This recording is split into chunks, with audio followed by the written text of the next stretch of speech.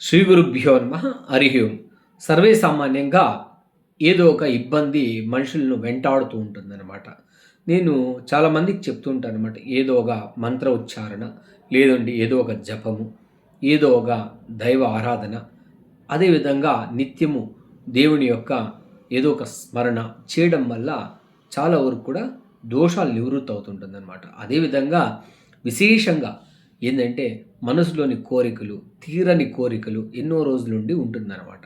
అది చాలా రోజుల నుండి పెండింగ్ ఉండడం ఇలాంటివి జరుగుతూ ఉంటుందన్నమాట. పుత్ర సంతానం, ఉద్యోగంలో అభివృద్ధి, ఎటువంటి ఆటంకాలు కూడా ఆహ్, జరగకుండా ఉండాలంటే, అదేవిధంగా మనం అనుకున్న కోరికలన్నీ కూడా జరగాలంటే, మహాలక్ష్మి కటాక్షం దొరకాలంటే కూడా మనం యొక్క అద్భుతమైన మన యొక్క దేవుడు ఎవరుంటే సిద్ధి వినాయకుడు. చాలా వరకు చాలా ప్రాంతాల్లో సిద్ధి వినాయకుడని గుళ్ళు ఉంటుందనమాట.